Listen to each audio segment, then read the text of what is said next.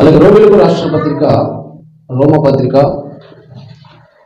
9వ అధ్యాయము 5వ వచనము మనం ప్రభువు వాక్యమును అలాగే మనము ధ్యానించుకుందాం. రోమిలకు రాష్ట్ర పత్రిక 9వ అధ్యాయము 5వ వచనం. పితరులు వీరివారు శరీరమును బట్టి క్రీస్తు వీరిలో పుట్టెను. ఈయన సర్వాధికారి అయిన దేవుడై ఉండి నిరంతరము స్తోత్రార్హుడై ఉన్నాడు.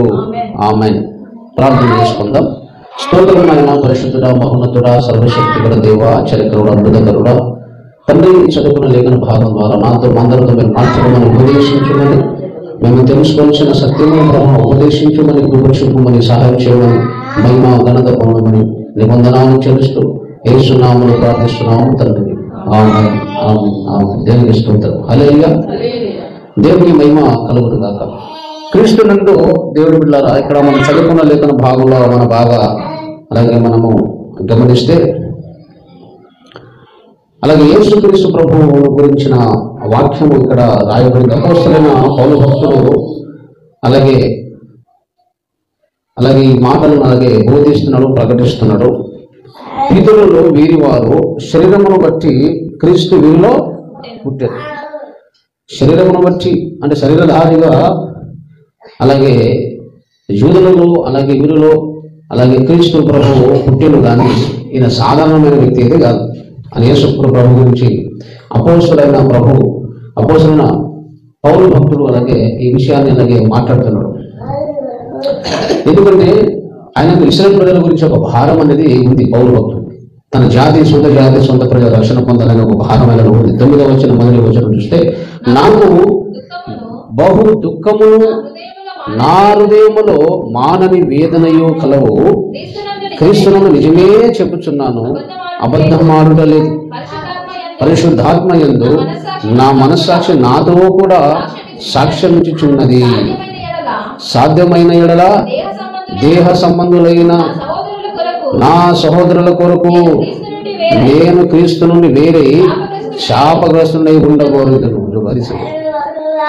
అంటే నాకు బాగా బహు దుఃఖము వేదన నాకు కలుగుతున్న నిజమే చెబుతున్నా. ఎందుకు?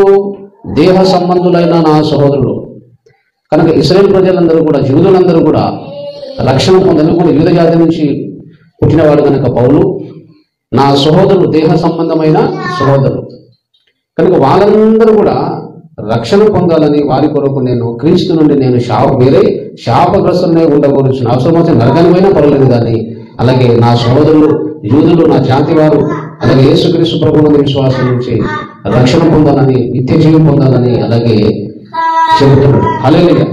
దేవునికి స్తోత్రం కలుగును గాక. హల్లెలూయా. కనుక ప్రియులారా, యేసుక్రీస్తు ప్రభువు నందు విశ్వాసం ఉంచి తన సొంత ప్రజలు రక్షణ పొందాలని, అలాగే యేసుక్రీస్తు ప్రభువు నందు విశ్వాసం ఉంచి రక్షణ పొందాలని యూదుల గురించి తన సొంత ప్రజల గురించి ఆయన బహు బాధ వేదన పడుతున్నాడు. అలా చెబుతూ ఆయన 4వ వచనం, వీరు ఇశ్రాయేలులు. వీరు ఎవరు చెప్పండి? ఇశ్రాయేలులు.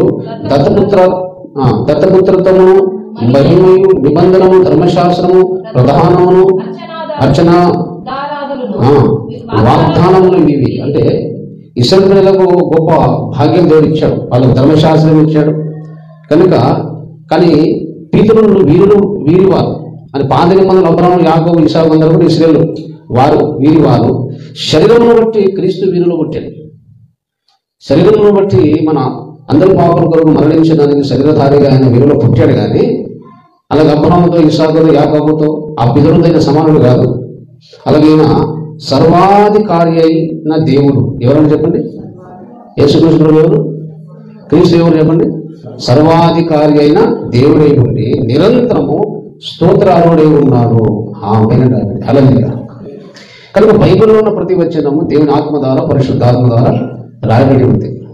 ఈ మాటలు ఎందుకు చదివానంటే, ఇప్పుడు చాలా మంది పరిశుద్ధ క్రైస్తవ డినామినేషన్లో యేసు ప్రభు దేవుడే కానీ దేవునితో సమానుడు కాదు అని కొన్ని డినామినేషన్ ఉంది. ఇప్పుడు క్రీస్తు సంఘము అనే డినామినేషను, ఇంకా కొన్ని డినామినేషన్లు ఉన్నాయి. చర్చ్ ఆఫ్ క్రైస్ట్లో వాళ్ళు కూడా యేసుప్రభు దేవుడే అని ఒప్పుకుంటారు. అందులో రెండు భాగాలు ఉన్నాయి. అందులో కొందరు యేసుప్రభు దేవుడు నమ్ముతారు, కొందరు యేసుప్రభు దేవుడే కాదంటారు. రెండు గుంపులు ఉంటాయి అందులో. కాబట్టి యేసుక్రీస్తు వారైనా ఎవరైనా సరే ఏ డినామినేషన్ ఏంటిది కనుక చాలా మంది యేసు ప్రభువు దేవుడని కొంతమంది ఒప్పుకోరు, కొంతమంది యేసు ప్రభు దేవుడని ఒప్పుకుంటారు, కానీ తండ్రి అయిన దేవునితో సమానుడు కాదని అంటారు. ఇది ఒక సమస్య ఉంది. కాబట్టి మనం దేవునికి సరిగ్గా అర్థం చేసుకుంటే దేవునికి మనం ఆరాధించగలుగుతాము, భక్తి సాధన చేయగలుగుతాం. కనుక యేసుక్రీస్తు ప్రభువు ఆరాధనకు యోగ్యుడా కాదా, ఆరాధన చేయొచ్చలేదా, యేసు మనం ఆరాధించలేదా, తండ్రి అయిన దేవునితో యేసుక్రీస్తు ప్రభు సమానుడా కాదా అనే విషయాన్ని ఈరోజు మనం తెలుసుకోవాలి. హల్లెలూయా. యేసుక్రీస్తు ప్రభు ఆరాధనకు యోగ్యుడా కాదా, తండ్రికి మాత్రమే ఆరాధించాలా, యేసు ప్రభు ఆరాధించొద్దా, అలాగే యేసు ప్రభువు తండ్రితో సమానుడా అనే విషయాన్ని ఈరోజు ఏది సత్యమో మనము లేఖనంలో చూద్దాము, అలాగే ప్రభువును మనం ఆరాధిద్దాం. కనుక ఈ వచన భాగం ఏం చెప్తుంది, మనకు నిరంతరము ఈ వాక్యం ఏం చెప్తుంది, యేసుక్రీస్తు ప్రభువు నిరంతరము స్తోత్రానుడై ఉన్నాడు. నిరంతరం ఆయనకు స్తోత్రం చెల్లించడానికి ఆరాధనకు ఆయన అర్హుడు. ఎవరు? యేసుక్రీస్తు ప్రభు. ఒకరోజు కాదు, నిరంతరము ఆయన స్తుతించాలి, స్తోత్రం చెల్లించాలి, దానికి అర్హుడు కూడా యేసు ప్రభు. హల్లెలూయా. అది చాలా మంది ఎందుకు దానికి యేసు ప్రభు దేవునితో సమానుడు కాదు, అలాగే మనం యేసు ప్రభు ఆరాధించదు, తండ్రికి ఆరాధించదు ఎందుకు అంటున్నాడంటే, అలాగే యేసు ప్రభు చాలాసార్లు లోకంలో ఉన్నప్పుడు నాకంటే నా తండ్రి గొప్పవాడు అన్నాడు. ఏమని చెప్పండి? చాలాసార్లు ఆయన మాటలు యేసు ప్రభు నాకంటే ఏ గొప్పవాడు అన్నాడు యేసు ప్రభు, నాకనే తండ్రి గొప్పవాడని చాలాసార్లు తండ్రి కన్నా చాలా తక్కువ వాడన్నట్టుగా ఆయన మాట్లాడాడు. అలాగే యోహాను రాసిన మొదటి పత్రికలో కూడా యేసుక్రీస్తు ప్రభు గురించిన కొన్ని లేఖనాలు ఇలాగ రాయబడిపోతుంది. దయచేసి మీరు చూడండి, యోహాను రాసిన మొదటి పత్రిక 2వ అధ్యాయము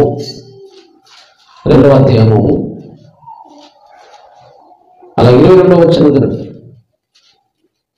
యేసు క్రీస్తు కాడని చెప్పువాడు తప్ప ఎవడబద్ధికుడు, తండ్రిని కుమారుని ఒప్పుకొనని వీడే క్రీస్తు విరోధి. కాబట్టి కొంతమంది యేసు ప్రభు ఒప్పుకుంటున్నాము, ఈ వచనం ప్రకారం తండ్రిని కూడా ఒప్పుకుంటున్నాము. అలాగే తండ్రి అయిన దేవుడు దేవుడైన నాకు అందులో కనిపించలేదు. కనుక యేసుక్రీస్తు ప్రభు దేవుని కుమారుడు అని ఒప్పుకుంటున్నాము, కానీ యేసు ప్రభు దేవునితో సమానుడుగా, ఎందుకంటే కుమారులుగా ఉండాలి తప్ప తండ్రి కంటే కుమారుడు గొప్పవాడు కాదని వాళ్ళ కాంక్ష అనమాట.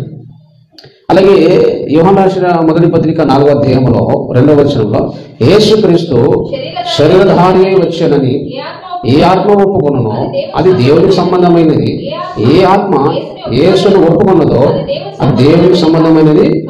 ఈ వచనం ఏం చెప్తుంది? యేసుక్రీస్తు శరీరధారిగా వచ్చాడు. మనిషి ఆయన మనిషి కుమారుడు రాయబడింది ఆయన గురించి. అలాగే ఆయన శరీరధారిగా అంటే సంపూర్ణ మానవుడుగా ఆయన ఉన్నాడు. లోకంలో జీవించినప్పుడు ఆయన ఎలా ఉన్నాడు చెప్పండి? సంపూర్ణ మానవుడు అన్నమాట. మళ్ళీ మత్తి శరీరం ధరించుకున్నవాడు. కాబట్టి ఈ వచనాలన్నీ కూడా రాయబడింది. కాబట్టి యేసు ప్రభువు దేవుని బలి గొప్పవాడు కాదు, ఆయన ఒక నరుడు.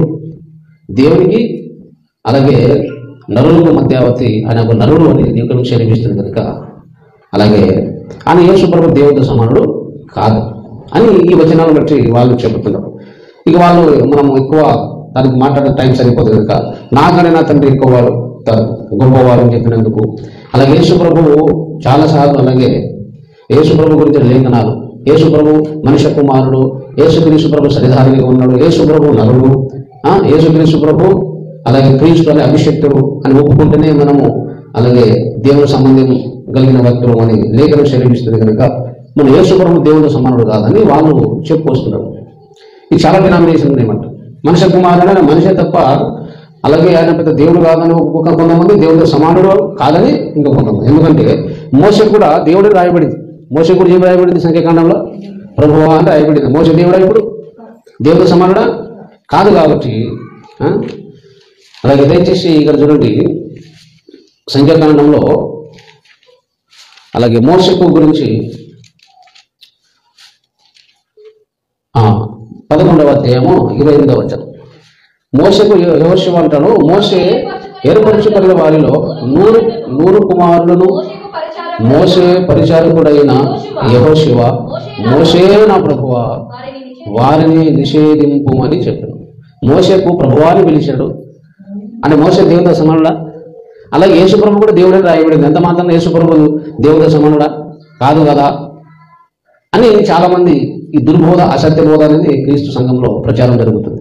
హల్లెలూయా. కాబట్టి పిల్లలారా, మరి లేఖనం ఏమి సెలవిస్తుంది? దేవుని వాక్యము ఏం సెలవిస్తుంది? బైబిల్లో ఒక సూత్రం ఏంటి? యెషయా గ్రంథం 13వ అధ్యాయము చివరి వచన భాగంలో బైబిల్లో కొన్ని అలాగే వచనాలు మనము అర్థం కావాలంటే కొన్ని సూత్రాలు ఉన్నాయి. బైబిల్ వ్యాఖ్యానించడానికి, బైబిల్ ఉపదేశించడానికి, ఒక సత్యాన్ని మనము తెలుసుకోవడానికి కొన్ని సూత్రాలు పెట్టాడు దేవుడు బైబిల్లో. ఆ సూత్రం ఏంటిది? యెషయా గ్రంథము 28వ అధ్యాయము 13వ వచనం, 28, 13వ వచనంలో చివరి భాగంలో కొంత ఇచ్చట కొంత అచ్చట యెహోవా వాక్యం మీకు వచ్చును.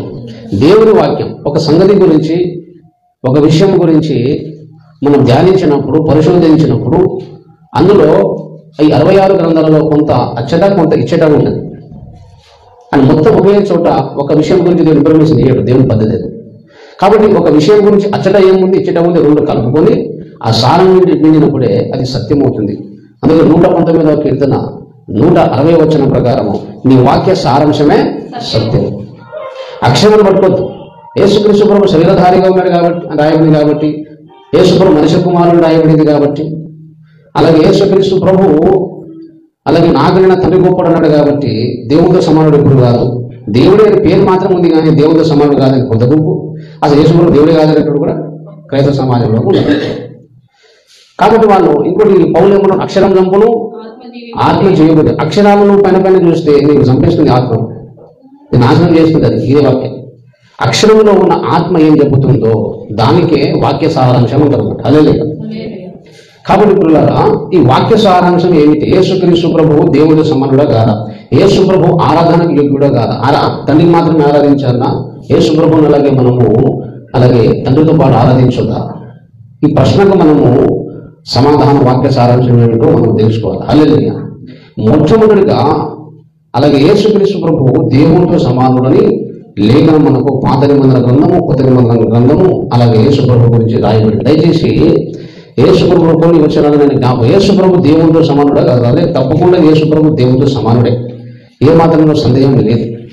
ఎందుకంటే లేఖనము ఆదికాండం 18వ అధ్యాయంలో మనం చూస్తే, ఆదికాండంలో 18వ అధ్యాయము, ఆదికాండము 18వ అధ్యాయము మొదటి వచనం నుంచి కొన్ని వచనాలను జ్ఞాపకం. మరియు మమ్రే దగ్గర ఉన్న శూన్య వనములో అబ్రహాము ఎండవేళ గుడారపు ద్వారం ముందు కూర్చొని ఉన్నప్పుడు యెహోవా అతనికి కనబడే.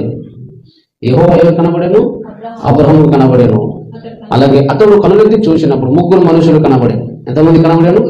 యెహోవా అతను కనబడేను, ముగ్గురు మనుషులుగా కనబడేను. అతడు వారిని చూసి ఎదుర్కొంటకు నిలమట్టుకు వంగి, ఎవరెప్పుడు వారిని చూసి ముగ్గురికి ఏం చేశాడు? ఆయన నిలమట్టుకు వంగి ఆయన నమస్కారం చేస్తున్నాడు. ఏం చెప్పండి? శాస్త్రంగా నమస్కారం చేస్తున్నాడు. వాళ్ళకి ప్రభువా అని పిలిచాడు. ఏం చెప్పాడు? ప్రభువా అని పిలిచాడు. ముగ్గురికి చూసి ముగ్గురికి ఏం చేశాడు? ఆయన ఏం చేశాడు? నమస్కారం చేశాడు. హల్లెలూయా. అలాగే అప్పుడు వారేం చెప్పారు? నీ కటాక్షం నా మీద ఉన్న ఎడల ఇప్పుడు నీ దాసుని దాటిపోవద్దు, నేను కొంచెం నీళ్లు తెప్పించేదను, దయచేసి కాళ్ళు కడుగు ఆహారం తెచ్చేదను, మీ ప్రాణములను బలపరుచుకోండి అని చెప్పిన తర్వాత అలాగే 6వ వచనంలో వారు సమాధానం చెప్తున్నారు. అబ్రహాముకు తిరిగి వాళ్ళు సమాధానం, వారు నీవు చెప్పినట్టు చేయమనగా. ఎవరు చెప్తున్నారు చెప్పండి? వారు. కాబట్టి ఇక్కడ ముగ్గురు మనుషులు కనబడుతూ ఒకడేమో యెహోవా దేవుడు, మిగతామో సృజింపబడిన దేవదూతలని చెప్పేటప్పుడు కొంతమంది ఉన్నారు. కానీ ఒకటి దేవుడు అయితే ఒకడే అబ్రహాముకు సమాధానం చెప్పాలి. ఆ ఒకరితో పాటు మరి మిగతా ఇద్దరు కూడా అలాగే కలిసి సమాధానం చెప్పడం అనేది దేవుడికి అవమానం కదా. దేవుడు ఒక మాట చెప్పిన ముగ్గురు ఒకేసారి, వారు ముగ్గురు కలిసి అలాగే నీవు చెప్పినట్టు చేయమని ఏక స్వరముతో ముగ్గురు ఒకేసారి మాట్లాడుతున్నారు. ఆ ముగ్గురులో ఒకటి యెహోవా దేవుడు మిగతా సృష్టింపబడిన దేవతలు అయితే అలాగే దేవునికి అవమానకరం కానీ అసంభవంగా మనకు కనపడుతుంది. ఎందుకంటే దేవుడు మాట్లాడినప్పుడు దేవతల మధ్యలో మాట్లాడాలి, కలిసి మాట్లాడాలి. ముగ్గురు సమానం, తండ్రి కుమార పరిశుద్ధాత్మ ముగ్గురు ఉన్నారు కాబట్టి ఆ ముగ్గురు సమానులే కాబట్టి ముగ్గురు కలిసి ఏక స్వరముతో అబ్రహాముకు సమాధానం చెప్తున్నాడు. అలాగే 9వ వచనం కూడా వాళ్ళు అలాగే అబ్రహాముకు సమాధానం రెండోసారి 9, వారు అతనితో నీ భార్య అనే శార ఎక్కడ ఉన్నదని అడగగా. అక్కడ కూడా ఆ ముగ్గురు ఏకస్వరంతో ఒకేసారి మాట్లాడుతున్నారు. దేవుడు మాట్లాడినప్పుడు దేవుడితో మౌనంగా ఉంటారు. దేవుడితో పాటు వాళ్ళు కూడా మాట్లాడుతున్నట్టే, దేవుడికి కించపరిచినట్టే. దేవుడికి అవమానపరిచినట్టే. కాబట్టి దేవుడు మాట్లాడినప్పుడు దేవదూతలు మౌనంగా ఉంటారు. కాబట్టి మన ఇంగితాన్ని మనం ఉపయోగిస్తే సరిపోతుంది. కనుక తండ్రి, కుమార, పరిశుద్ధాత్మ ముగ్గురు కలిసి ఒకే దేవుడని, అలాగే దేవుడు త్రిత్వమై ఉన్నాడని, దేవుడు బహుళత ఉన్నదని ఇక్కడ వచనం మనకు సెలవిస్తుంది. కాబట్టి ఆ ముగ్గురు ఒకేసారి సమాధానము చెప్పడం, ఏకసరంగా మాట్లాడడం అనేది తండ్రి, కుమార, పరిశుద్ధ ముగ్గురు ఒకే స్థాయి, ముగ్గురు సమానులు కాబట్టే అలా మాట్లాడుతున్నారు. హల్లెలూయా. అలాగే 19వ అధ్యాయంలో ఆ ముగ్గురులో ఒకరు యెహోవా అని మరి రాయబడింది. అలాగే ఈ 19వ వచనంలో మనం చూస్తే అలాగే అబ్రహాముతో దయచేసి 22వ వచనం చూడండి. ఆ మనుషులు అక్కడ నుండి దిగి తిరిగి సొదొమ వైపు వెళ్ళి అబ్రహాం ఇంకా యెహోవా సన్నిధిని నిలిచాడు. అబ్రహాం యెహోవా సన్నిధి నిలిచి ఉన్నాడంటే ఆ ముగ్గురులో ఒక ఆయన యెహోవా అని పేరు కన్ఫర్మ్ చేయబడింది. ఆ యెహోవా సన్నిధిలో అబ్రహాం ఉన్నాడు. మిగతా ఇద్దరు మనుషులు, వాళ్ళ మనుషులని రాయబడింది, వాళ్ళ దేవదూతలని పిలువబడింది. కాబట్టి వాళ్ళు ఇద్దరు సొదొమ గొమొర్రా 19వ అధ్యాయంలో తండ్రిన దేవుడు అబ్రహాముతో మాట్లాడుతున్నారు. మిగతా ఇద్దరేమో సొదొమ గొమొర్రాను తెలుసుకుందాము అని ఆ సొదొమ గొమొర్రా పట్టణానికి వచ్చారు. 19వ అధ్యాయంలో మొదటి వచనం. ఆ సాయంకాలం మందు ఆ ఇద్దరు దేవదూతలు సొదొమ చేరున్నప్పటికీ లోతు సొదొమ గవిని వద్ద కూర్చొని ఉండేను. లోతు వారిని చూసి వారిని ఎదుర్కొనడం లేచి సాష్టాంగ నమస్కారం చేసి, నా ప్రభువులారా, ఏమన్నా చెప్పండి, ఇద్దరికి ఆ ఇద్దరు దేవదూతలు నా ప్రభువులారా అని పిలిచాడు. ఆ ఇద్దరు దేవదూతలు అనబడుతున్నా వారికి అలాగే ఆయన సాష్టాంగ నమస్కారము చేశాడు. అబ్రహాం కూడా ముగ్గురికి నమస్కారం చేసినప్పుడు అంగీకరించారు లేదా? మౌనం ఉన్నారా లేదా? నాకు నమస్కారం చేయదన్నారా? కనుక ఈ ముగ్గురు వ్యక్తులు తండ్రి, కుమార, పరిశుద్ధాత్మ, దేవదూతలు వాళ్ళకి బిరుదు ఉంది. దేవదూతలు చేసే కొన్ని పనులు వాళ్ళు చేశాడు. కాబట్టి మనుషులు ఎందుకంటే మన మనిషి పోలికలోనూ దేవుడు ఉన్నాడు, మనుషుల ఆకారంలో దేవుడు ఉన్నాడు కాబట్టి మనుషులుగా కనబడ్డాడు. దేవదూతలు కాబట్టి సృష్టింపబోతే దేవదూతలని మనం చెప్పడానికి వీలేదు. అట్లయితే మరి 18వ అధ్యాయంలో మనుషులను రాయబడింది అంటే మనుషులుగా చెప్పబడగానే మనుషులు కాదు, దేవదూతలని చెప్పబడిన మాత్రం సృష్టింపబడిన దేవదూతలు కాదు.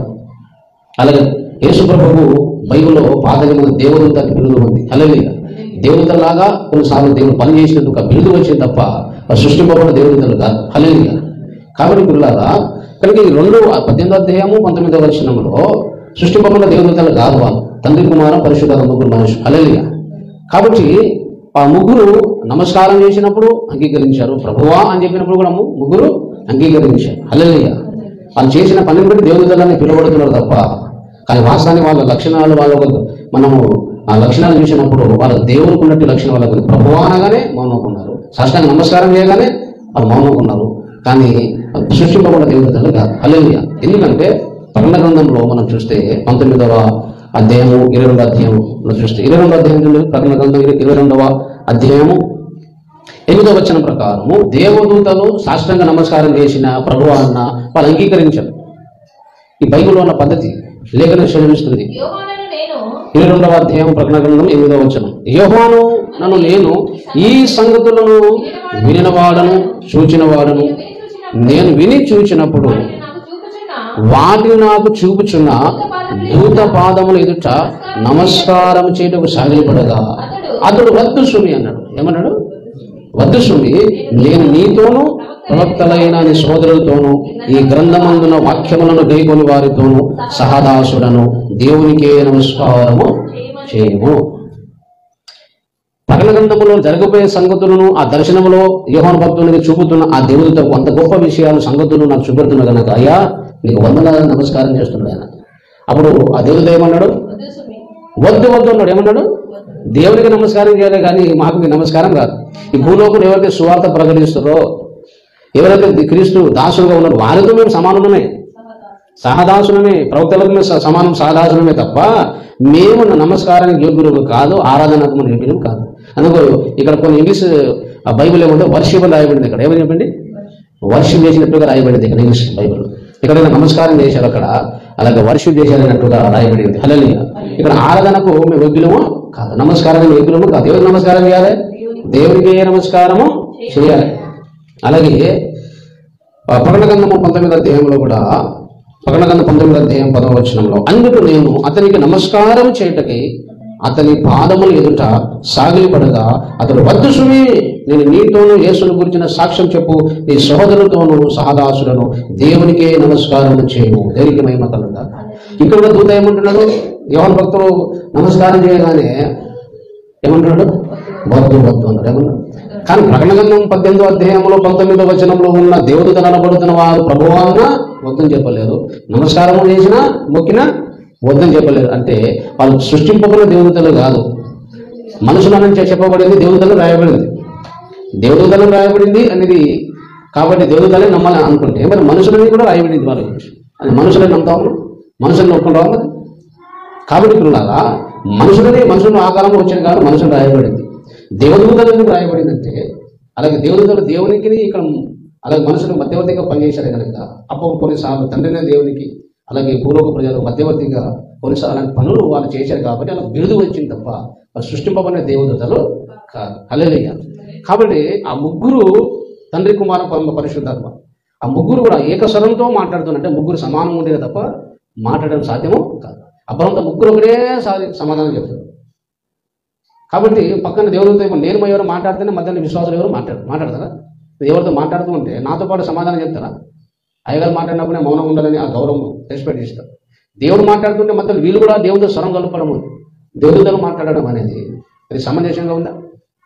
మాట్లాడే కనుక వాళ్ళ ముగ్గురు సమానులు కనుక ఏకస్వరంతో ఒకటేసారి సమాధానం చెప్పారు. హల్లెలూయా. కాబట్టి అక్కడ యేసుక్రీస్తు ప్రభు తండ్రిని దేవునితో సమానుడు అని చెప్పబడింది. హల్లెలూయా. ఆరాధన యోగ్యుడు ఆయన ప్రభువా తండ్రిని దేవుడు ఏ విధంగా నమస్కారం అంగీకరించాడో యేసు ప్రభు కూడా అంగీకరించాడు. హల్లెలూయా. కనుక అబ్రహాము లోతు ఇద్దరు కూడా త్రిత్వానికి త్రియక దేవునైన తండ్రి కుమారు పరిశుద్ధాత్మను ఆరాధించారు, నమస్కారం చేసి స్తుతించారు. దేవునికి మహిమ కలుగునుగా. హల్లెలూయా. నమస్కారం చేయడం అని పూజించడం, ఆరాధించడం. దేవునికి మహిమ కలుగునుగా. హల్లెలూయా. సృష్టింపబడిన దేవదూతలు ఎప్పుడు కూడా నమస్కారానికి అంగీకరించారు. హల్లెలూయా. ఎవరైనా దేవదూతలు అని పేరు రాయబడిన తర్వాత వాళ్ళు ఎవరైనా నమస్కారం చేసేవాళ్ళు దానికి అంగీకరిస్తే అని సృష్టింపబడిన దేవదూతలు కాదు, కుమారుడైన దేవదూతగా లేకపోతే పరిశుద్ధాత్మ గురించి రాయబడి ఉంటుంది. హల్లెలూయా. దేవునికి మహిమ కలుగునుగాక. కనుక ఇంకా మనం లేఖనాలు మనం చూస్తే యేసుక్రీస్తు ప్రభు దేవునితో సమానుడా కాదా? హల్లెలూయా. దేవునితో సమానుడా కాదా అని మనం చూసినప్పుడు ఒకసారి నిర్గమ కాండంలో ఒక మాట మనం చూద్దాం. దేవునితో సమానుడా కాదా అనే మాట మనం చూస్తే నిర్గమ కాండంలో మనం ఒక మాటను మనం చూద్దాం. పాత నిబంధనలో తండ్రిన దేవునికి ఏ నామం ఉంది? యెహోవా నామం ఉంది. ఆ నామానికి ఏం చెప్పాడు ఆయన? ఒక పేరుకు అర్థం చెప్పాడు. దయచేసి చూడండి. యెహోవా అంటే అర్థం ఏంటిది? నిర్గమకాండము మొదటి 3వ అధ్యాయంలో మనం చూస్తే మోషేకు అలాగే దేవుడు అలాగే మోషే గొర్రెల మందను కాయచుండగా అక్కడ ఒక పర్వతము ఒక కొండను చూసినప్పుడు అక్కడ ఒక పూద కాలుచుండగా యెహోవా దూత అతనికి ప్రత్యక్షమాయెను. 2వ వచనం ఏమని చెప్పండి? యెహోవా దూత అతనికి ప్రత్యక్షమాయెను. అతడు చూచినప్పుడు అగ్ని వలన ఆ పొద మండుచుండెను, కానీ పొద కాలిపోలేదు. అప్పుడు మోషే ఆ పొద ఎలా కాలిపోలేదు అని నేను ఆ తట్టు వెళ్ళి ఈ గొప్ప వింత చూచెదనుకొనేను. దానిని చూచుటకు దేవుడు ఆ పొద చూశాను. మోషే అని అతనిని పిలిచాను. అందుకతడు సరే పక్క పెట్టేది తర్వాత మనము ఒక విషయం 14వ వచనం 13, 14 చదువుతాం. మోషే చిత్తగించము, నేను ఇశ్రాయేలుల యొద్దకు వెళ్ళి వారిని చూచి మీ పితరుల దేవుడు మీ వద్దకు నన్ను పంపినని వారితో చెప్పగా వారు ఆయన పేరేమి అని నన్ను అడిగిన ఎడల ఏం చెప్పాలయ్యా? సరే నువ్వు చెప్పినట్టు నేను ఐగుప్తు దేశంలో ఉన్న ఇశ్రాయేలు ప్రజలను విడిపించడానికి వెళ్తాను. అసలు ఆ దేవుని పేరు ఏంటి నాకు అడుగుతారు. అప్పుడు ఏం పేరు చెప్పాలా అంటే దేవుడు ఏమన్నాడు? 14. అందుకు దేవుడు నేను ఉన్న వాడనై ఉన్నానని మోషేతో చెప్పాడు. హల్లెలూయా. ఏం చెప్పింది చెప్పండి? నేను ఉన్న వాడను. దేవునికి మహిమ కలుగునుగాక. హల్లెలూయా. కనుక 15వ వచనంలో ఆ దేవుడు మోషేతో ఇట్లను మీ పితరులైన దేవుడైన యెహోవా అనగా అబ్రహాము దేవుడు, ఇస్సాకు దేవుడు, యాకోబు దేవుడు అయిన యెహోవా మీ వద్దకు నన్ను పంపినని నీవు ఇశ్రాయేలుతో చెప్పుము. హల్లెలూయా. యెహోవా అని చెప్పుము. అబ్రహాము యాకోబు ఇస్సాకు దేవుడైన యెహోవాను చెప్పము. నేను ఉన్న వాడును. హల్లెలూయా. కనుక దేవుడు ఉన్న వాడును. ఆయన పేరు ఏంటిది? యెహోవా. హల్లెలూయా. కనుక పాత నిబంధనలో తండ్రికి ఏం పేరు చెప్పండి? ఏం పేరు ఉంది? యెహోవా ఉంది. ఆయన ఉన్నవాడు. హల్లెలూయా. కనుక దయచేసి ఇప్పుడు మనము యేసుక్రీస్తు ప్రభు గురించిన మాట ఇంకో మాట రాయబడి ప్రకటన గ్రంథము 1వ అధ్యాయము 8వ వచనం చూడండి. ప్రకటన గ్రంథము 1వ అధ్యాయము 8వ వచనం. అల్ఫయు ఓమేగయు నేనే, వర్తమాన భూత భవిష్యత్ కాలములలో ఉండువారును నేనే అని సర్వాధికారియు దేవుడు నాకు ప్రభువు సెలవించుచున్నాడు. యేసుప్రభు ఎవరంట? యేసుప్రభు సర్వాధికారియు దేవుడు నాకు ప్రభువు సెలవిస్తున్నాడు. యేసుప్రభు గురించి నా మాట ఏం పలుకుతున్నాయంట చెప్పండి. ఆయన అల్ఫా ఓమేగా అంటే అర్థం ఏంటిది? ఫుట్నోట్లో మూల భాషలో ఆదియు అంతము ఆయన అంటే మొదటివాడు కడపటివాడు, ఆది అంతమైన మొదటివాడు కడపటివాడైన ఒకటి అర్థం. హల్లెలూయా. కనుక ఆది అంతము ఆయననే, అల్ఫా ఓమేగా ఆయననే, మొదటివాడు కడపటివాడు కూడా ఆయననే. కనుక అలాగే 18వ వచనంలో నేను మొదటివాడును కడపటివాడును అని రాయబడింది. హల్లెలూయా. మొదటివాడును కడపటివాడు అని ఎవరి గురించి రాయబడింది? యేసుక్రీస్తు ప్రభు గురించి రాయబడింది. ఆయన ఎవరంటే యేసు ప్రభు సర్వాధికారి అయిన దేవుడు, ఆయన ప్రభు డైరెక్ట్గా యేసు ప్రభు దేవుడిని రాయబడింది, ఆయన సర్వాధికారి అని రాయబడింది. అలాగే దయచేసి యెషయా గ్రంథము 44వ అధ్యాయము, యెషయా గ్రంథము 44వ అధ్యాయము, యెషయా గ్రంథము 44:6లో ఒక మాట,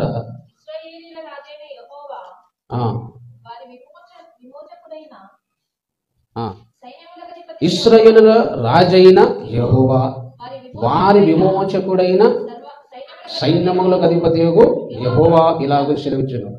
యెహోవా ఏం సెలవిస్తున్నాడు? ఎవరు మాట్లాడుతున్నారు చెప్పండి ఇక్కడ? యెహోవా మాట్లాడుతున్నాడు. ఏం మాట్లాడుతున్నా ఆయన? నేను మొదటి వాడును, నేను కడపటి వాడును, నేను తప్ప ఏ దేవుడు చూడండి. నేను మొదటి వాడను కడపటి వాడని ఇక్కడ చెప్తున్నాడు. అది యోహాను భక్తుని ప్రకటన గ్రంథంలో ఏం చెప్పుకుంటే యేసుప్రభు నేను మొదటి వాడను కడపటి వాడను. పాత నిబంధనలో యేసుప్రభు కూడా ఏ పేరుంది? ఏం పేరుంది? యెహోవా ఉంది. ఏముంది? ఇక్కడ ఎవరు మాట్లాడుతుండే? ఇక్కడ యెహోవా కుమారుడైన యెహోవా, ఇక్కడ తండ్రి అయిన యెహోవా కాదు. ఇక్కడ హల్లెలూయా. ముగ్గురికి పాత నిబంధనలో యెహోవా అని పేరుంది, కొత్త నిబంధనలో ముగ్గురికి యేసు అని పేరుంది. ముగ్గురు సమానులే. హల్లెలూయా. ముగ్గురు ఆరాధనకు యోగ్యులే. కాబట్టి ఇక్కడ మొదటి వాడును, నేను మొదటి వాడును కడపటి వాడును ఎవరు చెప్తున్నాడు? ఇక్కడ యెహోవా మాట్లాడుతున్నాడు. ఎవరు మాట్లాడుతున్నాడు? యెహోవా. పాత నిబంధనలు యెహోవా కనబడగానే తండ్రిన దేవుడు అనుకోవద్దు. అలాగే ప్రకటన గ్రంథంలో నేను మొదటి వాడును కడపటి వాడును యేసుప్రభు పరిచయం చేసుకున్నాడు. అలాగే పాత నిబంధనలకు నేను మొదటి వాడును కడపటి వాడును. కానీ పాత నిబంధనలో ఏ నామం ఉంది? ఇక్కడ యెహోవా సెలవిచ్చుచున్నాడు. యెహోవా ఇలాగూ సెలవిచ్చుచున్నాడు. ఎలాగూ నేను అంటున్నాడు. యెహోవా ఏమంటున్నాడు? యెహోవాని నామం ధరించిన ఇక్కడ దేవుడు ఏమంటాడు? నేను మొదటి వాడును కడపటి వాడు. అంటే పాత నిబంధనలో తండ్రికి ఉన్న నామం ఎవరుకుంది? ఎవరుకుంది? దేవునికి స్తోత్రం కలుగును గాక. హల్లెలూయా. అలాగే కొత్త నిబంధనలో నేను మొదటి వాడును కడపటి వాడని చెబుతున్న దేవుడే పాత నిబంధనలో కూడా ఒకసారి నేను మొదటి వాడును కడపటి వాడిని మాట్లాడుతున్నాడు. ఎవరు ఇక్కడ? యేసుప్రభు ఏం పేరు ఉంది ఇక్కడ? ఇక్కడ ఉంది కదా, యెహోవాని సెలవిస్తుంది కదా. హల్లెలూయా. అంటే పాత నిబంధనలో యేసుప్రభు ఏం పేరుంది? యెహోవా ఉంది. తండ్రికి యెహోవా ఉంది. అలాగే యేసుప్రభు కూడా ఏముంది? యెహోవా ఉంది. యెహోవా అని కనబడగానే తండ్రి అనుకోవడానికి వీలు లేదు. తండ్రికి ఏ నామం ఉన్నదో అదే నామం యెహోవా అనగా ఉన్నవారు. హల్లెలూయా. అలాగే అదే ఉన్నవాడని యేసుప్రభు గురించి ఈ లేఖనం సెలవిస్తుంది. హల్లెలూయా. మన వాక్య సారాంశం పెడితేనే సత్యమే కానీ పైన అక్షరాలు మనం చూడదు. హల్లెలూయా. కాబట్టి పాత నిబంధన గ్రంథంలో యేసుప్రభువు తండ్రికి ఉన్న పేరే ఉంది కనుక ఆ మాట లేఖనం మనకి ఏం సెలవిస్తుంది? అది యేసుప్రభు తండ్రి దేవునితో సమానుడని చెప్తున్నా. దేవునికి మహిమ కలుగునుగా. హల్లెలూయా. యెహోవాని పేరు ఎందుకు ఇచ్చాడు? ఉట్టికి ఇచ్చాడు దేవుడు. నా నామమున నా మహిమానికి ఎవరికి నేను ఇవ్వనని దేవుడు చెప్పాడు. మరి యేసుప్రభు ఎందుకు ఇచ్చాడు? ఆయనతో సమానుడు కాబట్టి. ముగ్గురు సమానుడు కనుక ముగ్గురికి ఆ ముగ్గురు మనుషులకు ఆదికాండం 18వ అధ్యాయంలో యెహోవాని రాయబడింది. అలాగే బైబిల్ అనేక చోట్ల యేసుప్రభు కూడా పాత నిబంధనలలో కూడా ఆయన దర్శనం కనబడుతుంది. ఎక్కువసార్లు తండ్రి కంటే ఎక్కువసార్లు యేసుప్రభువే కనబడతాడు. యేసుప్రభు కూడా పాత నిబంధనలు ఏం పేరుంది? ఏముంది చెప్పండి? యెహోవా. 41వ అధ్యాయం యెషయా గ్రంథం 4వ వచనంలో కూడా చూడండి.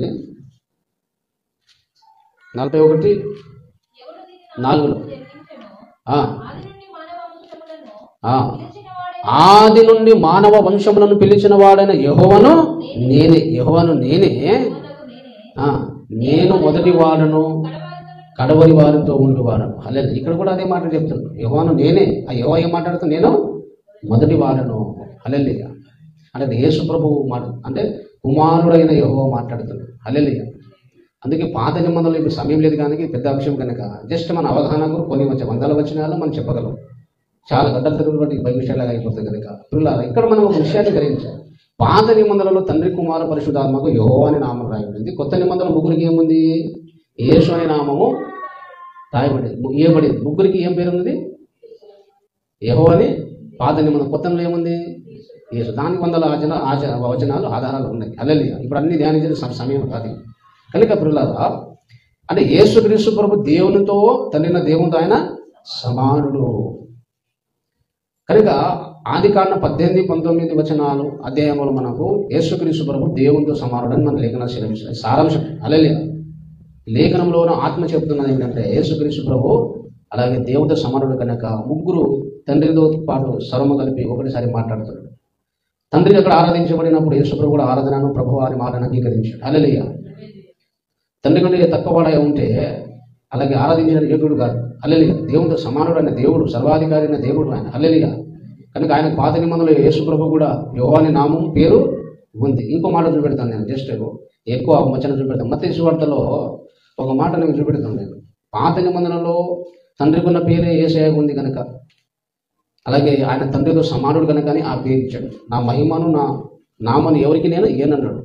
ఎందుకంటే ఆయనతో సమానుడైన తన కుమారుడుగా ఆ పేరుంది కనుక, తండ్రితో సమానుడు కనుక ఆ నామము ఆ మహిమను క్రీస్తుకు కుమారుడికి అలాగే తండ్రిన దేవుడు ఇచ్చాడు. దేవునికి మహిమ కలుగును గాక. మత్తయి సువార్త అలాగే మనం 3వ అధ్యాయంలో చూస్తే 2వ వచనం నుండి, ప్రభువు మార్గమును సిద్ధపరచుడి, ఆయన త్రోవలు సరళము చేయుడని అరణ్యములో కేకలు వేయు ఒకరి శబ్దము అని ప్రవక్తని యేషయా ద్వారా చెప్పబడిన వాడితడే. జాగ్రత్త వినాలి ఇక్కడ. ప్రభు మార్గము సిద్ధపరచుడి, ఆయన త్రోవలు సరళము చేయుడని అరణ్యములో కేక వేయు ఒకని శబ్దము అని ఇక్కడ రాయబడింది. అంటే యేసు ప్రభు గురించి, యేసు ప్రభువుకు మార్గము సిద్ధపరచుండి, ఆయన త్రోవలు సరళము చేయుడని అరణ్యంలో కేక వేసేవాడు ఇతడే. అంటే ఎవరు? యోహాను, బాప్తిసం ఇచ్చే యోహాను. అని ప్రభు మార్గమును సిద్ధపరచడానికి బాప్తిసం ఇచ్చే యోహానును అలాగే ముందుగా పంపిస్తాడని ఏ ప్రవక్త ప్రవచించాడు? ఎవరు మార్గం సరళం చేయడానికి? ప్రభు అంటే ఎవరు ఇక్కడ? యేసు ప్రభు ఇక్కడ ముందు యేసు ప్రభు మార్గం సిద్ధపరచడానికి ఎవరు వచ్చాడు? దేవునికి మహిమ కలుగును గాక. హల్లెలూయా. యేసుక్రీస్తు ప్రభు ఒక మార్గం సిద్ధపరచడానికి ముందుగా యోహాను వచ్చాడు. ఆ సంగతి ఎవరు ప్రవచించాడంట? యెషయా గ్రంథము. ఇక్కడది యెషయా గ్రంథము 40వ అధ్యాయంలో ఆ మాట కనబడుతుంది. యెషయా గ్రంథం 40వ అధ్యాయం 3వ వచనం చూడండి. ఆలకించుడి, అడవిలో ఒకడు ప్రకటించుచున్నాడు, ఎట్లనగా అరణ్యములో యెహోవాకు మార్గము సిద్ధపరచుడి, ఎడారిలో మా దేవుని రాజమార్గం సరళము చేయండి. చూడండి, అక్కడేమో ఆ వచనము యేసుక్రీస్తు ప్రభువుకు మార్గం సరళం చేయడానికి బాప్తిసం ఇచ్చి అయ్యాడు. కానీ ఈ మాట ఎవరు ప్రవచించాడు? యేషయా ప్రవక్త ప్రవచించాడు. యేషయా ప్రవక్తలు ఇక్కడ ఏం చెప్తున్నాడు? ఎవరి మార్గము? యెహోవా మార్గం అంటాడు. ఇక్కడ ఎవరి మార్గము అంటే ఇక్కడ యేసుక్రీస్తు ప్రభువుకు పాత నిబంధనలో ఏం పేరుంది? యెహోవా మార్గం సరళం చేయమన్నాడు. ఇక్కడ కొత్త నిబంధనలో యేసు ప్రభు మార్గం సరళం చేయమని అక్కడ చెప్తాంటే, యేసుక్రీస్తు ప్రభువు పాత నిబంధనలో ఏ పేరుంది? ఇక్కడ యెహోవా మార్గం సరళం చేయండి, అక్కడేమో యేసు ప్రభు మార్గము సరళం చేయడానికి నేను వచ్చాడని చెప్పి అక్కడ బాప్తిసం ఇచ్చే వాళ్ళ గురించి ఆ ప్రవచనం రాయబడి. అదే కనుక యేసు ప్రభు మార్గంలో సరళం చేయమని కొత్త నిబంధనలు చెబుతున్నాడు. కానీ వాస్తవానికి ఆ యేసుక్రీస్తు ప్రభు ఆ ప్రభువుకు పాత నిబంధన ఏం పేరుంది? ఇక్కడ యెహోవాకు మార్గంలో సరళం చేయమంటే యేసు ప్రభు ఏ పేరుంది పాత నిబంధనలో? హల్లెలూయా. మరి తండ్రిన దేవుడు వచ్చాడా? ఆయన మార్గంలో సరళం చేశాడా? అని పాత నిబంధనలో యేసు ప్రభుకు ఏ పేరుంది? యెహోవా ఉంది. తండ్రికి ఏం పేరుంది? యెహోవా ఉంది. హల్లెలూయా. కాబట్టి యేసు ప్రభువు తండ్రితో సమానుడు ఉన్నవాడు ఆయన. అలాగే యేసుక్రీస్తు ప్రభువు అలాగే తండ్రి నామము కలిగిన వాడు. హల్లెలూయా. తండ్రిన దేవునితో ఆయన సమానుడు. దేనికి మహిమ కలుగును గాక. అలాగే నిర్గమకాండము దయచేసి మీరు చూడండి. మనం ఎన్నో వచనాలు చెప్పుకోవచ్చు, కానీ మనం జస్ట్ కొన్ని అవగాహనకు కొన్ని వచనాలు మాత్రమే మనం చూపెడుతుంది. ఎన్నో వందల వచనాలు యేసుక్రీస్తు ప్రభు దేవునితో సమానుడని ఎవరైనా ఒప్పుకోవాల్సింది. బైబిల్లో ఉన్న ప్రతి వచనము దేవుని ఆత్మచేత రాయబడింది నమ్మితే, అక్షరము నమ్మొద్దు బాబు, మనం అక్షరం ఆత్మను మనం గ్రహిస్తే మేలు మనకు జీవింపజేస్తుంది. కనుక నిర్గమకాండము 23వ అధ్యాయము 20వ వచనములో తండ్రి అయిన దేవుడు ఇశ్రాయేలు ప్రజలతో చెబుతున్నాడు, ఇదిగో త్రోవలను కాపాడి నేను సిద్ధపరిచిన చోటుకు నిన్ను రప్పించుటకు ఒక దూతను నీకు ముందుగా పంపుచున్నాను. ఇశ్రాయేలు ప్రజలు దేవుడు చెప్తున్నాడు. ఏమని చెప్తున్నాడు ఆయన? ఇదిగో త్రోవను నిన్ను కాపాడి నిన్ను సిద్ధపరిచిన చోటుకు నిన్ను రప్పించుటకు ఒక దూతను మీకు ముందుగా నేను పంపించున్నాను. ఒక దూతను మీకు అందరు నడిపించడానికి నేను ఒక దూతను పంపుతాను అన్నాడు.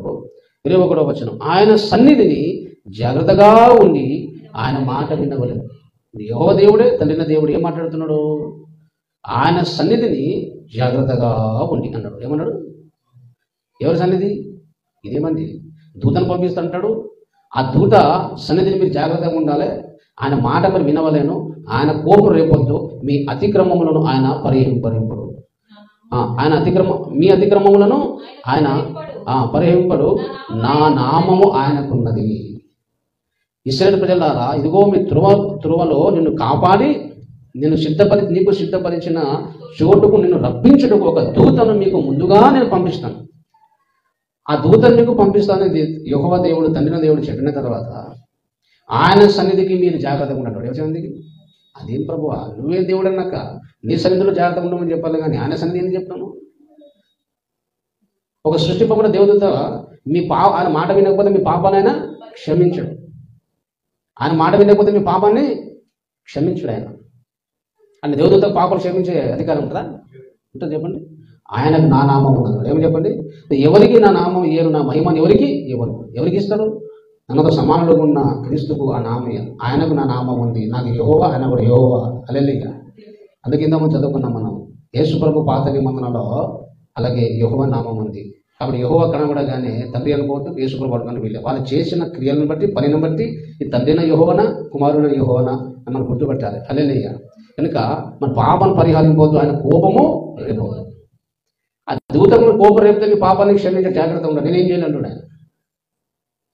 ఒక దూతగా పాపలు క్షమించే అధికారం ఉందా? ఒక దూతకు ఆయన సన్నిధికి జాగ్రత్త ఉండమని దేవుడు చెప్తాడా? ఆయన దేవుడై ఉంటే ఆయన సన్నిధికి మీరు జాగ్రత్తగా ఉండాలని చెప్తాడు. ఆయన దేవుడు సమానంగా ఉంటేనే, దేవుడై ఉంటేనే ఆయన కోపం రేపొద్దు, మీ పాపాన్ని క్షమించాడు, జాగ్రత్త అని చెప్తాడు. కాబట్టి యేసుక్రీస్తు ప్రభు గురించిన ఇక్కడ దూత, యేసు ప్రభు పేరు యెహోవా దూత అని నామకరణము, అలాగే బిరుదు అనేది బైబిల్లో మనకు కనబడుతుంది. హల్లెలూయా. ఇక్కడ దూత అంటే ఎవరు? యెహోవా దూత అంటే ఎవరు? యేసుక్రీస్తు ప్రభువు దూతాన్ని బిరుదు పాత నిబంధనలో ఉంది. హల్లెలూయా. కాబట్టి దేవునితో సమానుడుగా ఉంటే తప్ప ఆయన పాపం క్షమించే అధికారము ఉండదు. దేవునితో సమానుడు కనుక ఆయన కోపం రేపొద్దు ఏం చేయలేదు, మీ పాపం ఆయన క్షమించడు అంటాడు. హల్లెలూయా.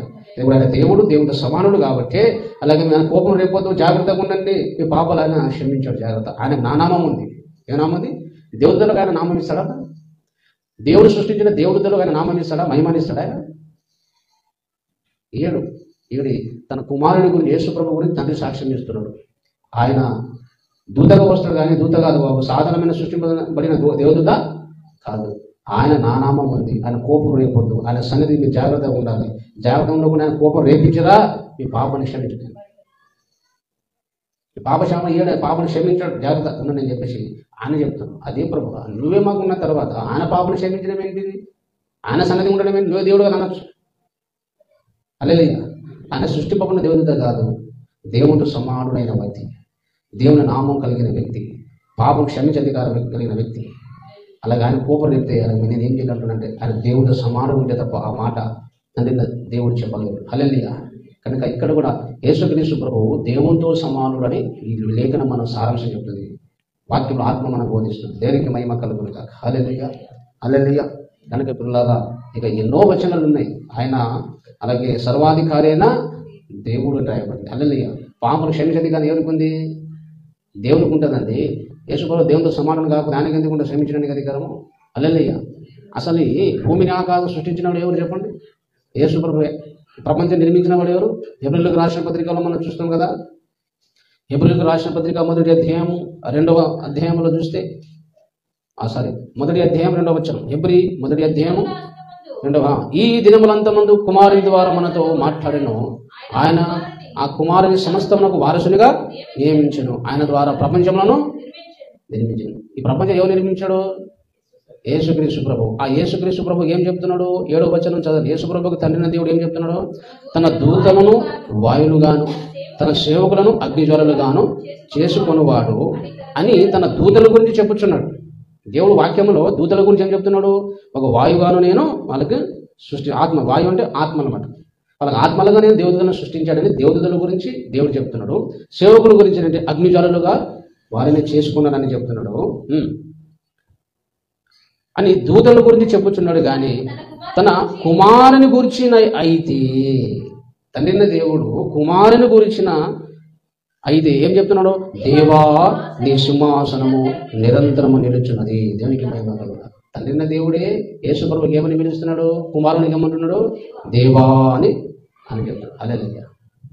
ఇక దేవుడని ఆయన సమానుడని తండ్రి అయిన దేవుడే సాక్ష్యం ఇచ్చిన తర్వాత నీవు నేను సమానుడు కాదని చెప్పడానికి ఏముంది ఆధారము?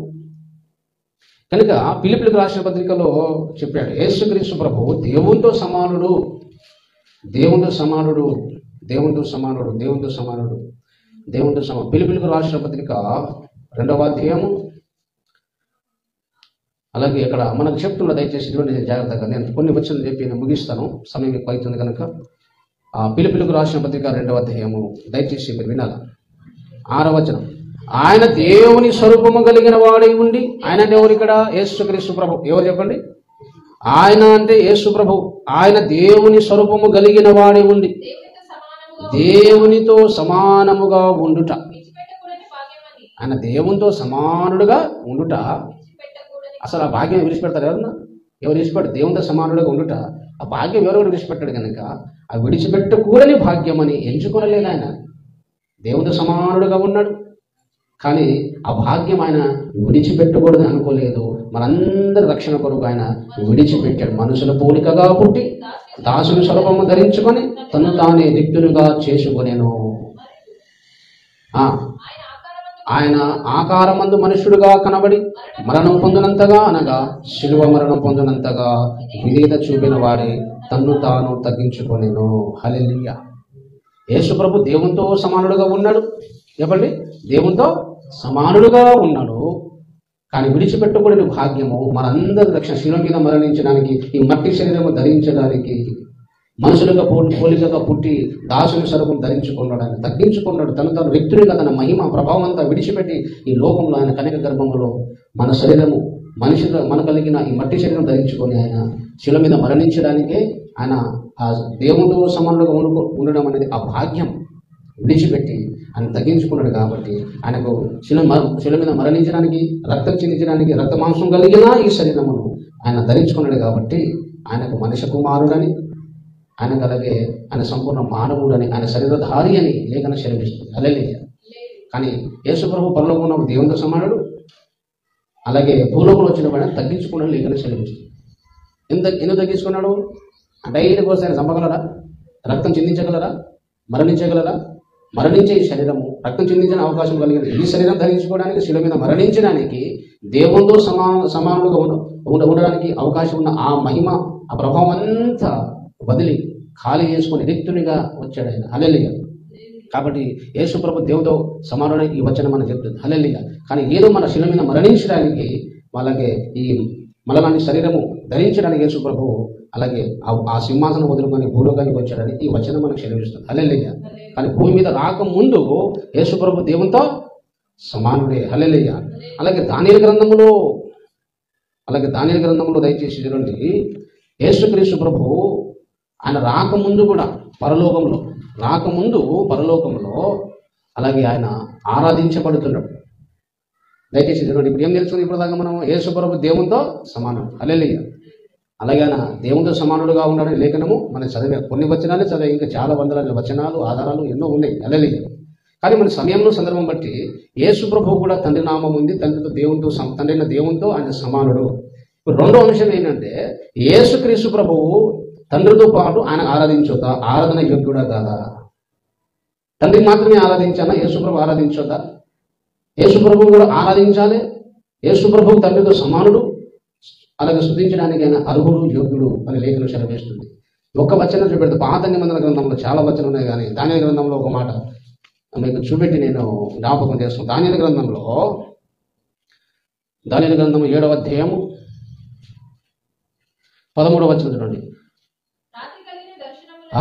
దానియేలు భక్తునికి రాత్రి కలిగిన దర్శనంలో నేను ఇంకా చూచుచుండగా ఆకాశ మేఘారుడై మనుష్య కుమారుని పోలిన ఒకడు. మనుష్య కుమారుడు ఎవరు ఇక్కడ? యేసు ప్రభు. ఎవరు చెప్పండి? ఒకడు వచ్చి ఆ మహారుద్రుడకు వాని సన్నిధిని ప్రవేశించి, మహారుద్రుడు అంటే తండ్రిన దేవుడు, ఆయన ముఖమునకు తేబడెను. సకల జనులను, చూడండి ఇక్కడ, ఆకాశ మేఘారుడై మేఘ మీద మనుష్య కుమారుని పోలిన ఒకడు వచ్చాడు. ఎక్కడ వచ్చాడు? ఆ మహారుద్రుడు అకు వాని సన్నిధిని ప్రవేశించాడు. ఆయన సముఖమునకు, ఆ మహారుద్రుడు ఉన్నాడు కదా, ఆయన సన్నిధికి, ఆయన ముఖమునకు తేబడెను. సకల జనులను, రాష్ట్రములను, ఆయా భాషలు మాట్లాడు వారును ఆయనను సేవించినట్లు ప్రభుత్వమును, మహిమను, ఆధిపత్యమును ఆయనకి ఇవ్వబడెను. దేనికి మహిమ కలుగును గాక. ప్రతి రాష్ట్రములు, ఆయా భాషలు మాట్లాడు వారు ఆయనని సేవించాలని, అలాగే ఆయనకు ప్రభుత్వము, మహిమ, ఆధిపత్యం ఇవ్వబడేను. ఎవరికి ఇవ్వబడేను? మనుష్య కుమారుడు పోలిన వారికి ఇవ్వబడేను. హల్లెలూయా. అంటే పాత నిబంధన లేఖనాలు కూడా యేసుప్రభు మహిమకు, ఘనతకు అర్హుడని రాయబడింది. ఆయన అందరూ సేవించాలి, అందరూ కూడా వర్షిప్ చేయాలి, ఆరాధించాలని ఈ వచనం మనకు చెప్తుంది. హల్లెలూయా. కాబట్టి పిల్లలారా, అలాగే ప్రకటన గ్రంథంలో మనం చూస్తే, ప్రకటన గ్రంథంలో మనం చూసినప్పుడు 5వ అధ్యాయంలో దయచేసి చూడండి, పరలోకంలో కూడా యేసు ప్రభువు ఆరాధింపబడుతున్నాడు, స్తుతింపబడుతున్నాడు అని మనకు రాయబడింది. 5వ అధ్యాయము దయచేసి చూడండి, 12వ వచనం. వారు వధింపబడిన గొర్రె పిల్ల శక్తియు, ఐశ్వర్యమును, జ్ఞానమును, బలమును, ఘనతయు, మహిమయు, స్తోత్రము పొంద అర్హుడని గొప్ప స్వరముతో చెప్పుట నేను వింటిని. దేనికి మహిమ కలుగుతుందా? ఎవరు చెప్తున్నారు ఇది? 11వ వచనం చూడండి. మరియు నేను చూడగా సింహాసనములను, జీవులను, పెద్దలను ఆవరించి ఉన్న అనేక దూతల స్వరము వినబడి. పరలోకంలో పెద్దలు, సింహాసనం కూర్చున్న కొంతమంది ప్రధానులు, అధికారులు, పరలోకంలో జీవులు, పరలోకంలో పెద్దలు అందరు ఆవరించి ఆ దూతల స్వరం నాకు వినబడింది. వారి లెక్క కోట్ల కొలు దేవతలు స్తుతిస్తున్నారు, స్తోత్రం చెబుతున్నారు.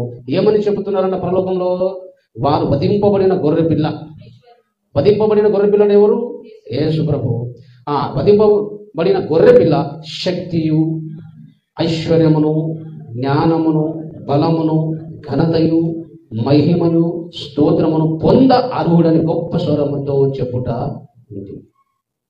పరలోకంలో దేవదూతలు, అధికారులు, రాజులాగా సింహాసనం కూర్చున్న అందరూ కూడా, జీవులందరూ కూడా పరలోకం అంతా ఏకస్వరం ఏం చెప్తున్నారంట? యేసు ప్రభు గురించి చెప్తున్నారు. వధింపబడిన గొర్రె పిల్ల జ్ఞానం పొందడానికి, ఐశ్వర్యం పొందడానికి, మహిమ, ఘనత, స్తోత్ర అర్హుడు, అంటే ఆరాధనకు ఆయన యోగ్యుడు, అర్హుడని పరలోకంలో దేవదూతలు అందరూ ఒప్పుకుంటే నీకేం కష్టము? పరలోక దేవతల కంటే గొప్పవాళ్ళం. పరలోక దేవతలందరూ కూడా ప్రభుకు స్తుతిస్తున్నారు. ఆయన యేసు ప్రభువు. అలాగే తండ్రికి ఎలా ఆరాధిస్తున్నారు, అలాగే తండ్రితో పాటు యేసు ప్రభువును కూడా కనపరుస్తున్నారు. ఆయన మహిమకు, ఘనతకు యోగ్యుడు. దేనికి మహిమ కలుగునుగా. స్తోత్ర అర్హుడు, అంటే ఆయన స్తుతించడానికి, ఆరాధించడానికి ఆయన యోగ్యుడు. దేనికి మహిమ కలుగును. చూడండి 13వ వచనం చూడండి. అంతటా పరలోకమందును, భూలోకమందును, భూమి కింద, సముద్రములో ఉన్న ప్రతి సృష్టము. ఇక్కడ చెప్పండి, పరలోకమందును, భూమి మీదను, భూమి కింద ఉన్న సముద్రంలోను ప్రతి సృష్టి అనగా వాటిలో ఉన్న సర్వమును. చూడండి, పరలోకంలో, భూలోకంలో, భూమి కింద ఉన్న సముద్రంలో ఉన్న ప్రతి సృష్టి ఏం చేస్తారంటే వాళ్ళు వాటిలో ఉన్న సర్వము సింహాసనము ఆశుడైన ఉన్న సింహాసనం మీద కూర్చున్న ఒక వ్యక్తి ఉన్నాడు. ఆయనకు, వానికిని, గొర్రె పిల్లకును స్తోత్రమును, ఘనతయు, మహిమయు, ప్రభావమును యుగయుగములు కలుగునుగా కానీ చెప్పుట వింటిని. హల్లెలూయా. సింహాసనం కూర్చున్న తండ్రిని దేవుడు, ఆయన పక్కన ఎవరున్నారు? గొర్రె పిల్ల. సింహాసనం మీద కూర్చున్న వానికిని, గొర్రె పిల్లకు స్తోత్రము చెప్పారు. ఏం చెప్పారు చెప్పండి? బాబు, ఈ విశ్వమే యేసు ప్రభువుకు, తండ్రిన దేవునితో ఆరాధిస్తున్నాడు, శుద్ధిస్తున్నాడు. హల్లెలూయా. తండ్రిని ఒకటి శుద్ధిస్తే కుదరదు. తండ్రితో పాటు ఎవరు శుద్ధించాలా? యేసు. ఆయనతో సమానుడుగా ఉంటేనే శుద్ధిస్తాడు. కానీ ఆయన సమానుడు లేకపోతే శుద్ధించిన కూడా తండ్రిన దేవుడు ఒప్పుకుంటాడా? సమంజసమా? ఇంకితం ఒప్పుకుంటారా? ఇంత స్పష్టంగా రాయబడిందంటే ఇంతకంటే ఇక ఇంకేముందా? పరలోకంలో, భూలోకంలో, భూమి కింద ఉన్న సముద్రంలో ప్రతి సృష్టి కూడా ఒప్పుకుంటుంది ఏంటంటే గొర్రె పిల్ల మహిమకు, ఘనతకు, స్తోత్ర అర్హుడై ఉన్నాడని యుగయుగములు కలుగును కాక. ఎప్పుడు చెప్పండి? ఒకరోజు శుద్ధించడం కాదు, యుగయుగాలు ఆయనకు శుద్ధించాలి. అల్లెలు దేవునికి మహిమ కలుగును కాక. ఇంక ఎన్ని వచనాలు చూపెడదాము? ఒక మాట 15వ అధ్యాయంలో అనుకుంటా ఒక మాట, ఇంకో చోట కూడా ఒక మాట రాయబడింది. దయచేసి ఇదిగోండి,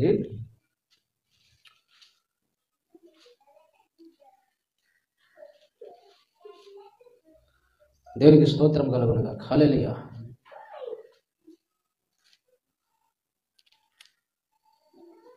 ఆ 4వ అధ్యాయం, ప్రకటన గ్రంథం 4వ అధ్యాయం అనుకుంటా. 4వ అధ్యాయంలో కూడా సారీ అలా ప్రకటన గ్రంథం 7వ అధ్యాయం సారీ 10వ వచనం చూడండి. ఇక్కడ కూడా రాయబడింది, పరలోకంలో సింహాసనంపై ఆసనుడైన మా దేవునికి, అంటే తండ్రైన దేవుని, మా దేవునికి అంటే తండ్రైన దేవునికి, గొర్రె పిల్ల అంటే యేసు ప్రభుకును మా రక్షణకై స్తోత్రమని మహాశబ్దం ఎలుగెత్తి చెప్పిరి. దేవదూతలందరూ సింహాసనం చుట్టూను పెద్దల చుట్టూను ఆ 4 జీవుల చుట్టూను నిలబడి ఉండిరి. వారు సింహాసనం ఎదుట సాష్టాంగపడి ఆమేన్, యుగ యుగముల వరకు మా దేవునికి స్తోత్రమును మహిమయు ఘనతయు ఘనదేవి శక్తియు బలము కలుగును గాక అని చెప్పుచు దేవునికి నమస్కారము చేసిరి. హల్లెలూయా. ఇక్కడ కూడా దేవదూతలకు అలాగే యేసు ప్రభువును ఏమని స్తుతిస్తున్నారు? పరలోకంలో అందరూ కూడా అలాగే ఆరాధిస్తున్నారు. దేవునికి మహిమ కలుగును గాక. హల్లెలూయా. ఇక్కడ కూడా యేసు ప్రభువు తండ్రిని దేవునితో పాటు సమానంగా ఆరాధించబడుతున్నాడు, మహిమపరచబడుతున్నాడు. హల్లెలూయా. కాబట్టి యేసుక్రీస్తు ప్రభువు నిరంతరము స్తోత్రాలను స్తుతించడానికి ఆరాధనకు ఆయన పాత్రుడు. తండ్రిని దేవుని స్తుతించాలి, ఆయనతో పాటు అలాగే యేసు ప్రభువును స్తుతించాలి. హల్లెలూయా. యేసు నమ్ముకున్న మనము అలాగే మనం చెప్పి ఏంటంటే ఆరాధించేటప్పుడు తండ్రి చేసిన మీ కార్యం బట్టి తండ్రిని స్తుతించాలి, ఆయన ప్రేమ బట్టి ఆయన స్తుతించాలి. యేసు ప్రభు చేసిన కార్యమును బట్టి యేసును మనం ఆరాధించాలి. అలాగే పరిశుద్ధాత్మ దేవుడు చేస్తున్న కార్యం బట్టి పరిశుద్ధాత్మ కూడా మనం ఏం చేయాలి? స్తుతులు చెల్లించాలి. హల్లెలూయా. కాబట్టి బైబిల్ ఏం చెల్లిస్తుంది?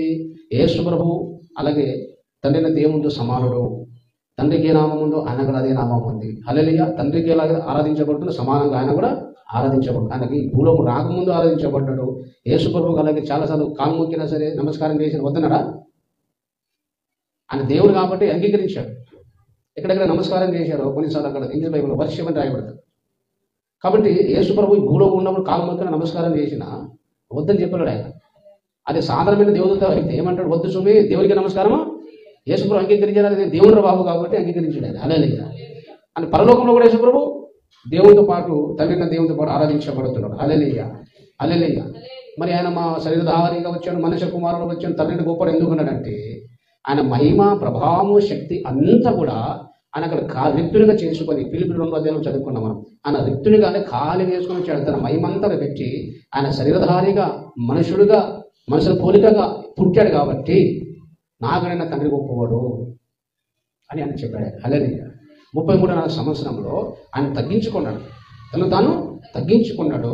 తండ్రితో సమానుడే కానీ తగ్గించుకున్నాడు, రక్షణ కొరకే తగ్గించుకున్నాడు కాబట్టి ఆయన మనుష్య కుమారుడని, ప్రవక్త అని, బోధకుడని అని రాయబడింది. అంటే ఆయన నా తండ్రి కంటే గొప్పవాడు చెప్పాడు కాబట్టి మనుష్య కుమారుడు రాయబడింది కాబట్టి నరుడు ఆయన అలా ఆయన మనుష్య కుమారుడు రాయబడింది. అంటే మనిషి పుట్టినోడా? మన మామూలు సాధారణమైన మనుషులకు సంతానమైన దేవుడే. కానీ మనందరి కొరకు ఆయన మనకి మట్టి శరీరం ధరించుకున్నాడు. ఆయన అంత మాత్రం మట్టి శరీరం ధరించుకున్నాడు కాదు, మనతో సమానుడు కాదు, మోసతో సమానుడు కాదు, ఆయన మీ పితరులతో సమానుడు కాదంటాడు మూలవాక్యంలో. శరీరం బట్టి వాళ్ళ శరీరం బట్టి వాళ్ళలో పుట్టాడు ఆయన. కానీ ఆయన నిరంతరము స్తోత్రాలుడై ఉన్నాడు. ఆయన మహాదేవుడు, ఆయన దేవునికి మహిమ కలుగుతుంది. కాబట్టి పిల్లగా బైబుల్ ఎన్నో ఉన్నాయి. బోధకుడి రాయబడింది, సువార్తి కూడా రాయబడింది. యేసు సువార్తి కూడా చెప్పండి, యెహోవా దూతలు రాయబడింది. అంటే యేసుక్రీస్తు ప్రభు చేసిన కొన్ని కార్యములు బట్టి ఆయన పేర్లు బిరుదులు వచ్చినాయి. అంత మాత్రమే అదే కాదు. హల్లెలూయా. మనిషి మనకే ఎంతో నాకు మామ అంటాడు, ఒకడు అన్న అంటాడు, ఒక తమ్ముడు అంటాడు, ఒకడు అంకుల్ అంటాడు, ఒకడు అంకులా మామనా ఏది తెలుసు అంటే నేను సిచ్యువేషన్ మన బంధం బట్టి వాళ్ళు చెప్తారు. అలాగే దేవుడికి కూడా ఆయన చేసిన కార్యం బట్టి బిరుదులు వచ్చినాయి తప్ప అంత మాత్రం ఆయన మనుషులతో సమానుడు కాదు, ఒక బోధకులతో సమానుడు కాదు, ప్రవక్తతో సమాధానం కాదు. హల్లెలూయా. ఆయన చేసిన కార్యం బట్టి కొన్ని బిరుదులు వచ్చినాయి. హల్లెలూయా. అంతేగాని యోవ దూత వచ్చింది కాబట్టి యోవ దూత అని ఆయన మనుష్య కుమారు నరుడే కానీ మోసే నరుడు, యేసు నరుడు రాయబడింది కాబట్టి మోసేతో దేవుడు ప్రభావం రాయబడింది. యేసుతో కూడా దేవుడు కానీ తండ్రిని దేవునితో సమానం అని చెప్పడానికి వీలు లేదు. హల్లెలూయా. ఆయన చేసిన కార్యం బట్టి ఆ పేర్లు వచ్చినాయి తప్ప అర్థం చేసుకోవాలి. కానీ ఈ భూలోకంలో తగ్గించుకొని ఈ శరీరధారిగా వచ్చాడు కాబట్టి అప్పుడు ఆయన నాకునే తండ్రి గొప్పడు అని ఆయన చెప్పాడు. తండ్రి ఘనపరిచాడు, మహిమపరిచాడు ఆయన. హల్లెలూయా. అంతేగాని తండ్రిని దేవుని తన సమానుడు కాడని చెప్పడానికి వీలు లేదు. వాక్యము ఒప్పుకోదవు. కాబట్టి వాక్య సారాంశం ఏమిటంటే యేసుక్రీస్తు ప్రభు దేవునితో సమానుడే. హల్లెలూయా. అలాగే ఆయన ఆరాధన యోగ్యుడు, ఆయనకు ఆరాధించాల్సిందే. హల్లెలూయా. అలాగే మనం యేసు తండ్రికి ఆరాధించే కుదరదు. తండ్రితో పాటు పరలోకం కానీ, భూలోకం కానీ, సముద్రం కింద కానీ అందరూ కూడా యేసు ప్రభువు గొర్రె పిల్లకు స్తోత్రము, మహిమ, ఘనత చెల్లించాలి.